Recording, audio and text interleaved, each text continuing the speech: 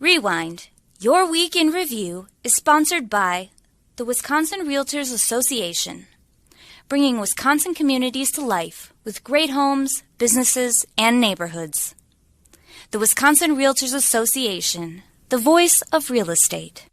This week on Rewind, your week in review. Obviously, that $700 million makes a difference. New projections show Wisconsin is poised to receive around $700 million less than originally expected in federal COVID relief aid. Lawmakers advanced bills that would make changes to policing practices in the state, the first measures passed by the legislature to do so since George Floyd's murder last year. And Wisconsin's 5 House Republicans were among those who pushed to remove a top congresswoman from her leadership role in the chamber. Rewind, your week in review for May 14th. I'm Briana Reilly. And I'm J.R. Ross. And we're coming to you live in person together from the WisconsinEye studio. A bit of a return to normalcy, huh, JR? Yes, feels good to be back. Very, very exciting. Well, let's get into it. We've got a lot to cover. First topic this week is Wisconsin is expected to get $700 million less in federal COVID funds.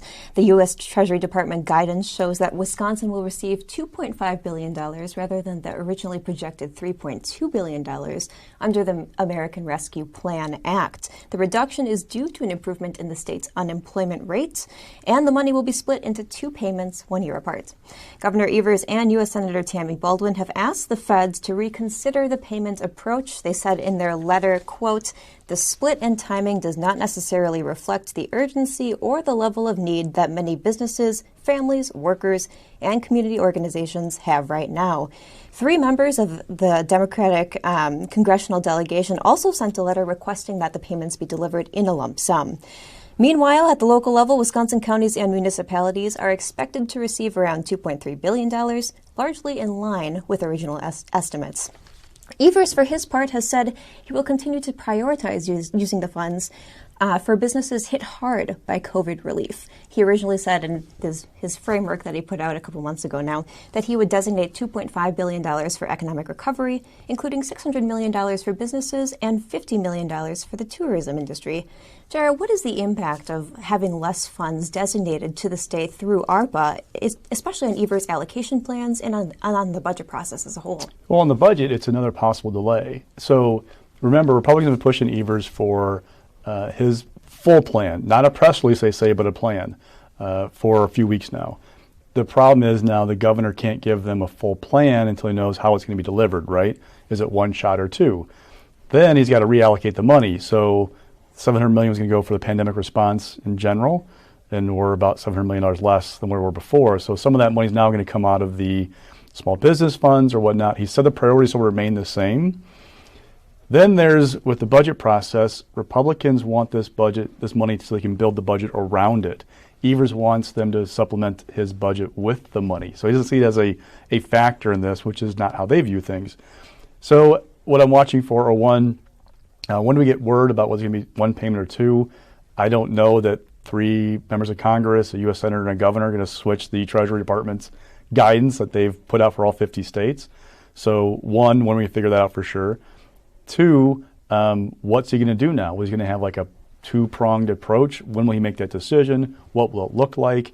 So we are kind of the part in the Joint Finance Committee where it's largely, we call them cats and dogs, like smaller agencies, not big ticket items yet. So they're worried about it just yet, but at some point they need to know, or they want to know, where that money is going to go so they can start to figure out, okay, how much do they want to put in broadband, for example, versus what the governor proposed. Right, and the other thing that's sort of factoring into all of this is the governor has until the end of 2024 to designate these funds, right? Which outlives, as we've talked about previously, the length of the next budget cycle. But if this is split into 2 payments a year apart, the first one comes in, May, this month, 2021? Possibly, yes. Yeah, second one 12 months later, May 2022.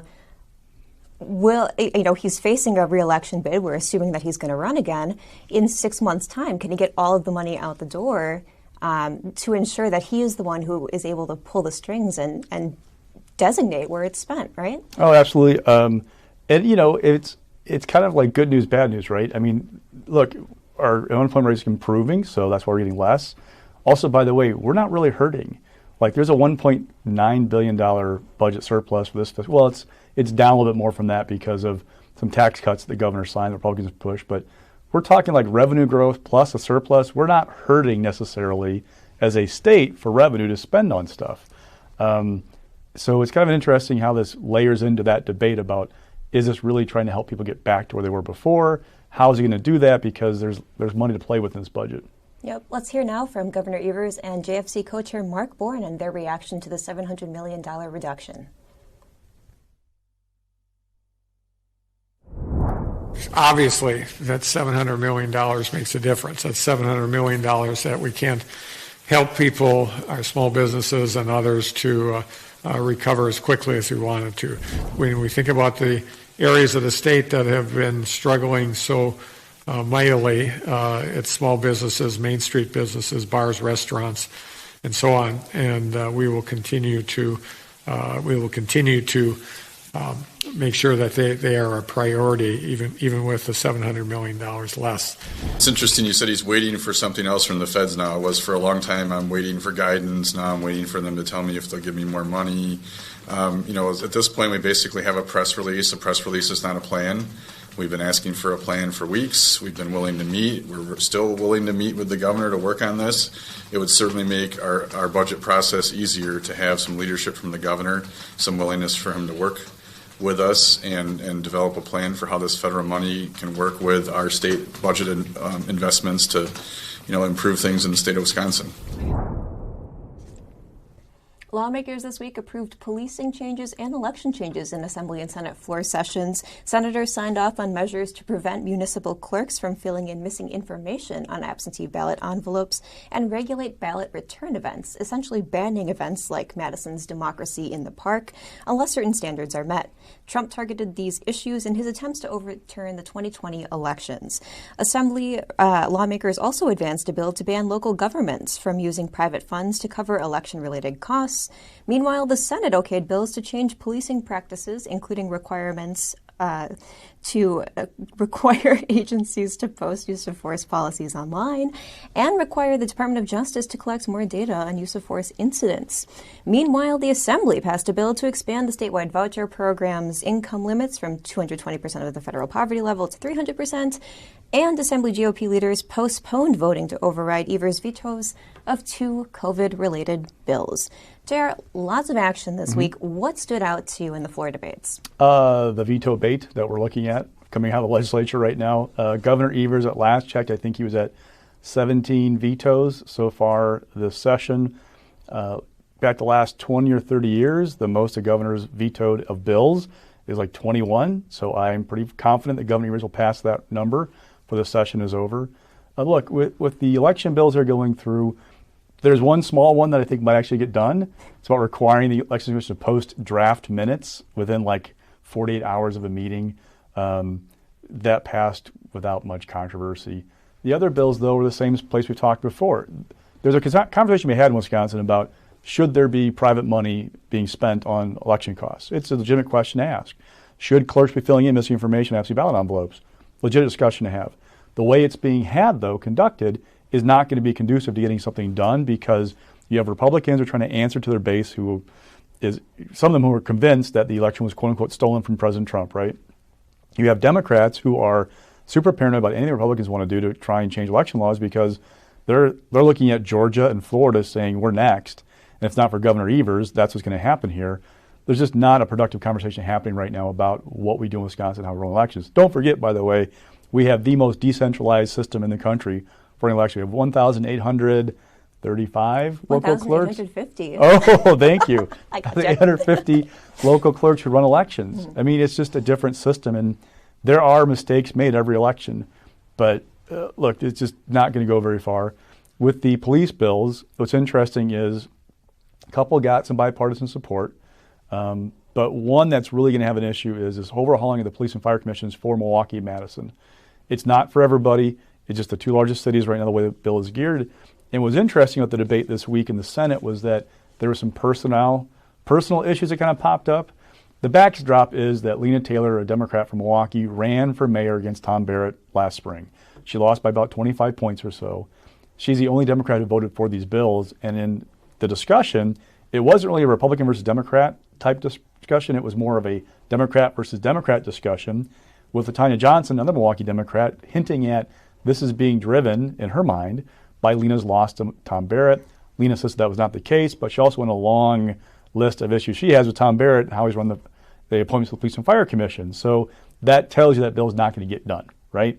It's just not going to happen. So I don't know. I just looking at, we've got a lot of virtual signaling, right? A resolution to send troops to the border. That's not going to convince Governor Evers to do anything differently. The bill about raising the income limits for school of choice, priority for Republicans, not going to happen with Democratic governor.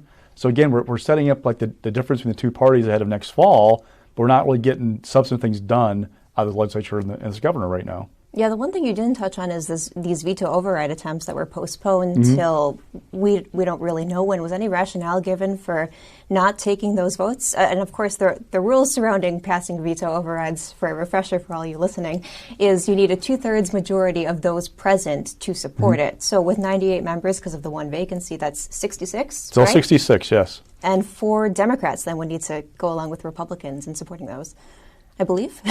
No, yeah, 62? they need 6. It's 60-38 right now that's right, with a vacancy. Yeah. So, yeah, it's this, they're not going to override a veto. I am kind of watching, though, when they bring it back, what's the message? I mean, they've already got them on record about the bill. A couple Democrats voted for both of those bills, too. They need 4 more for a veto override. It's not going to happen. But what's the point? Are they trying to drive the message home again about COVID stuff or what? Well, last session we saw, I think by my count, it was 5 unsuccessful veto override attempts by the Assembly, right? I mean, they could continue that going into the remainder of this session, I suppose, but they mostly targeted, I believe, budget vetoes, I think, in the last session. So we'll see what happens after that's passed. Yeah, was it the 4 abortion bills last time, too? Yeah, that's right. Yes. I think you're right. All right. Anyway, let's move on to a video then. We will hear from Representative Adam Nealon, a Republican, and Representative Lisa Subek on the elections bill on the Assembly floor. What happened in Green Bay? It should scare you. They were able to push out the city clerk, not allow her to do her job to administer our elections, and allow outside paid political staff to administer the elections in Green Bay is a scary proposition. We need to do more to look at what happened this past election and say, that did not go well. Please acknowledge it. Please acknowledge that at least the appearance of impropriety is there. It is more than a cloud of impropriety. It's a smoky room. Again and again, legislators on the Republican side of the aisle contributing to the big lie, saying that something untoward happened, when in reality we had transparent, safe, secure, and fair elections. And our poll workers, our clerks, our folks on the ground made sure of that. Money wasn't going in the counting rooms to change the results or bribe anybody or pay anybody off.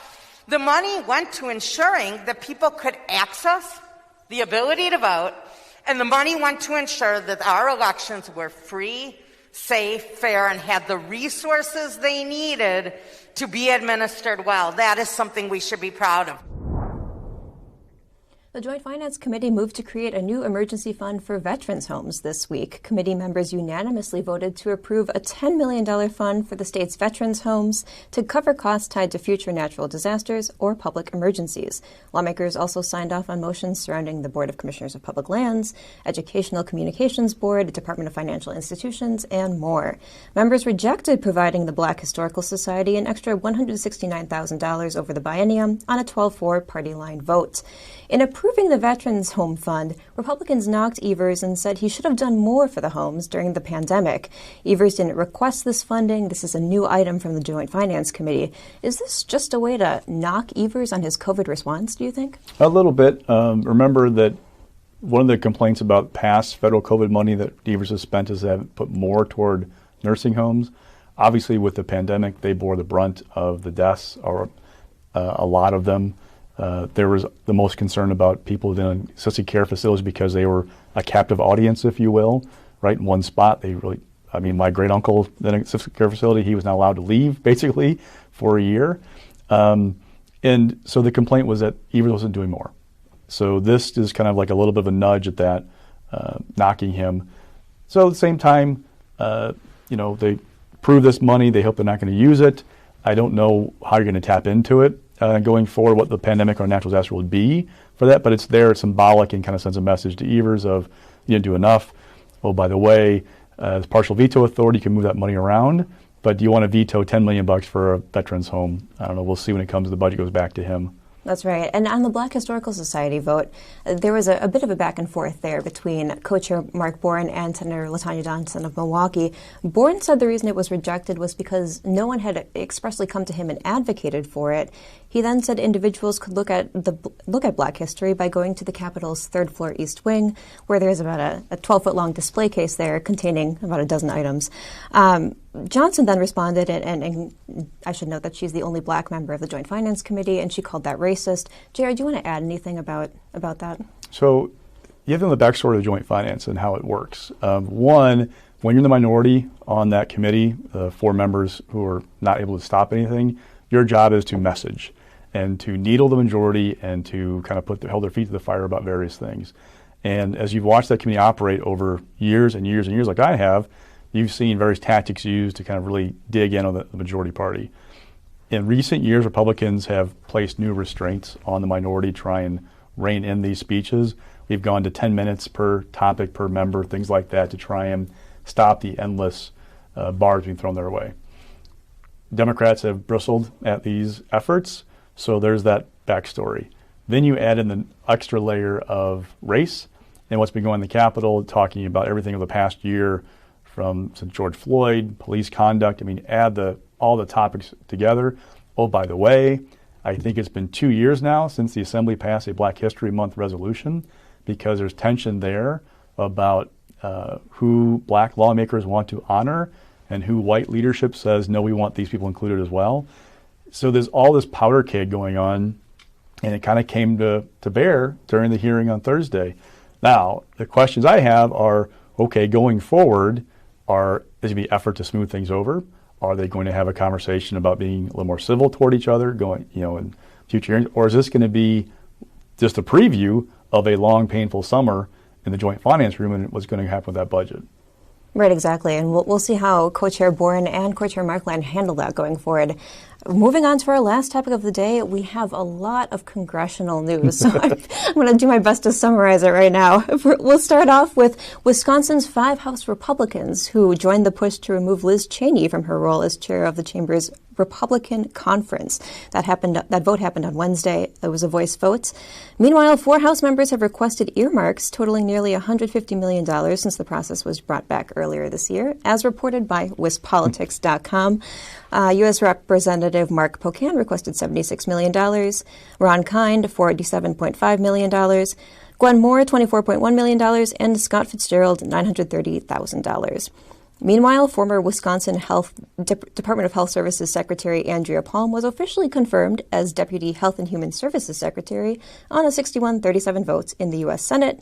And U.S. Senators Baldwin and Johnson have sent on the names of 5 candidates to become the U.S. Attorney for the Eastern District of Wisconsin. So much news to sift through here, JR. We'll talk a little bit more about the Liz Cheney stuff and stock reports. So I think I want to focus here on earmarks. They've obviously been sort of brought back, right, after a decade of not being used. And I should note that these are used to target spending projects in members' districts. So it can be a way to get members on board, and especially useful, right, when Democratic majorities in both the House and the Senate are so small. But anyway, I've previously talked to Pocan about how he wants to use these earmarks, and he said that it would let him advocate more strongly for projects tied to UW-Madison and the University of Wisconsin system. What have you seen from these requests so far? Well, remember, they're just requests. There's not a guarantee. The House Appropriations Committee will kind of sift through them all and decide where things are going to go, at least in their version, right? Because you have the Senate to think about as well. What really caught my attention was that Scott Fitzgerald asked for an earmark. So remember, a decade ago, we had this Tea Party movement, rebellion against Obamacare that really brought in, or rebellion against Obamacare and federal spending that would brought in the Tea Party movement, right? And Republicans went to ban earmarks at the time because they were the bridge to nowhere in Alaska, all these examples of wasteful spending. It was bringing home the pork had gone awry. A decade later, you have a freshman member of the House delegation asking for $1 million basically in earmarks. Now, they're not big money. They're not the bridge to nowhere type things. half of it, a little more than half, would go toward this water system in Waukesha. Remember, Waukesha's got all kinds of water issues because of contamination in their wells. There's been this whole issue because they straddle the divide of the two watersheds, right? So can they draw water from Lake Michigan or not? There's been that debate.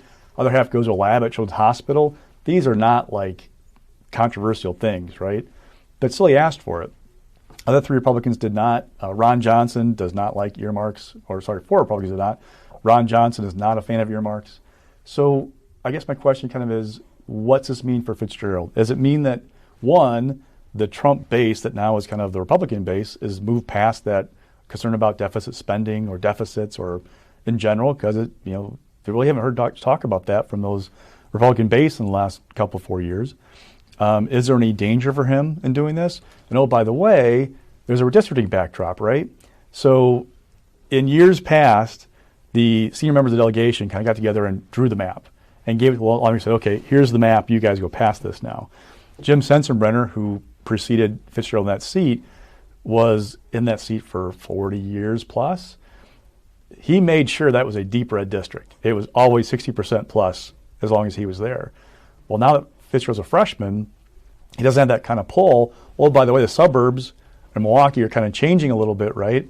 So as this get redrawn, whether by a map the legislature signs off on and governors approves, or by the courts, maybe Fitz has got to worry a little bit what that is going to look like going forward. And showing that you're somebody who's going to try and help projects back home might be a little nod to like, hey, I'm paying attention to what's important. So there's all kinds of layers to the earmark discussion that I'm kind of watching and fascinated by.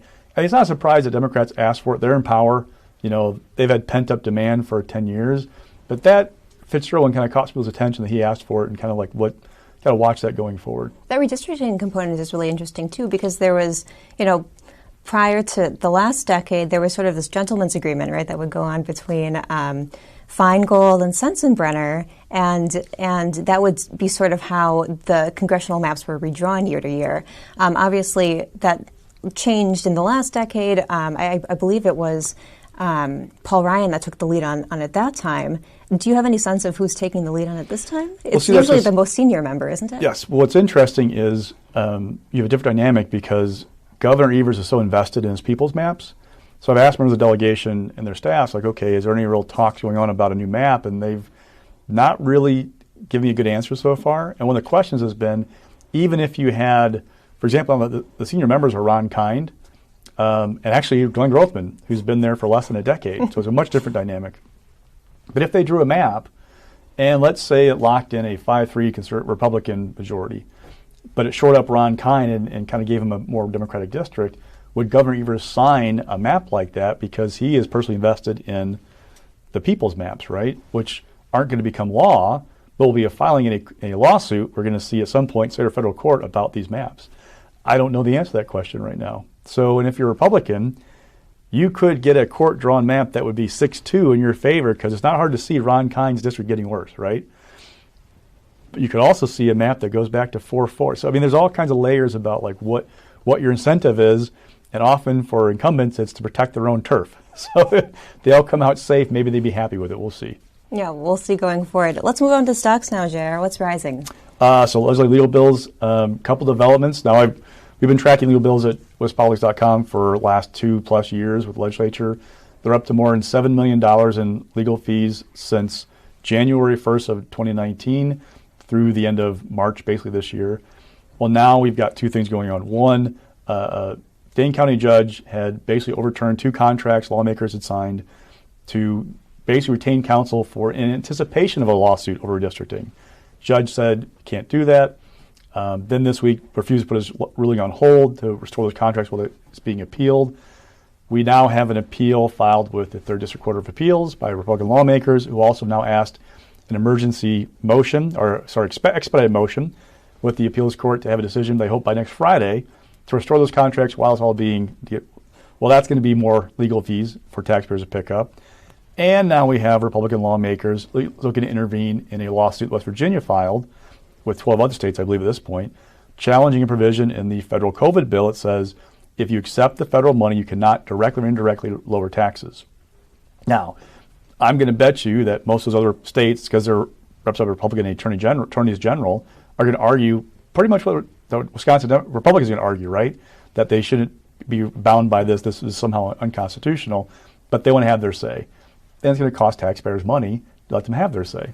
Yeah, exactly. Attorney General Josh Call, a Democrat, sort of declined to get involved in the lawsuit after Republicans passed a resolution urging him to do so. So that there's all that interesting backstory there, too. Yeah, absolutely. All right, what's mixed this week? Mike Gallagher, so you mentioned the Cheney thing. So rewind 3 months, Mike Gallagher was defending Liz Cheney, saying, no, she should not be pushed out of leadership.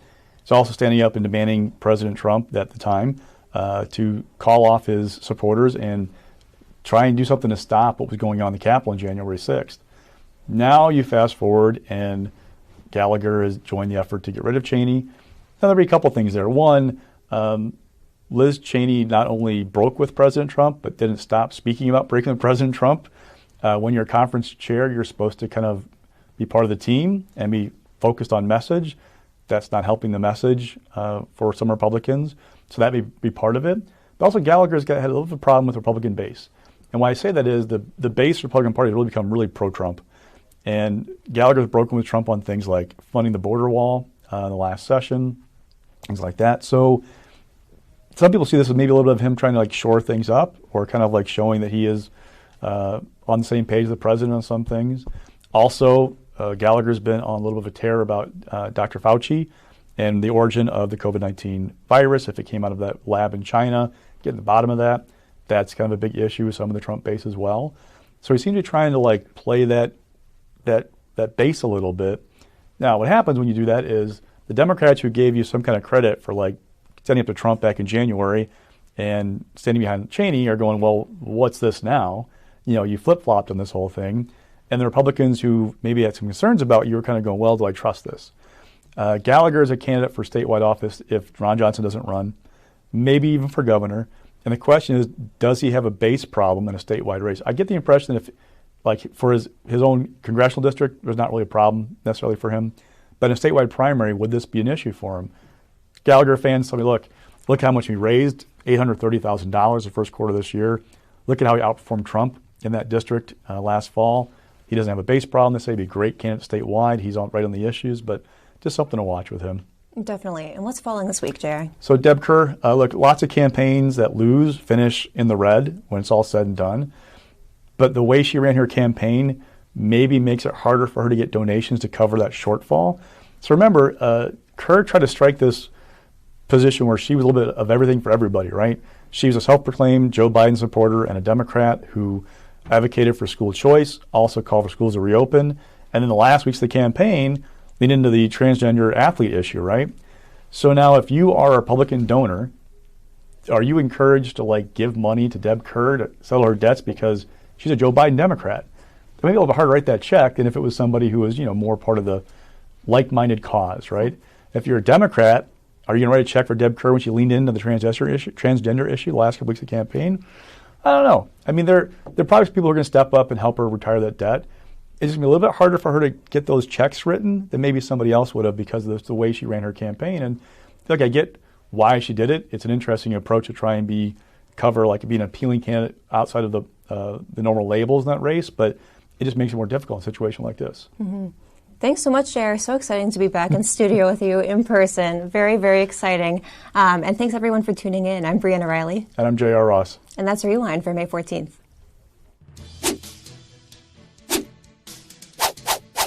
Rewind, your week in review, is sponsored by the Wisconsin Realtors Association, bringing Wisconsin communities to life with great homes, businesses, and neighborhoods. The Wisconsin Realtors Association, the voice of real estate.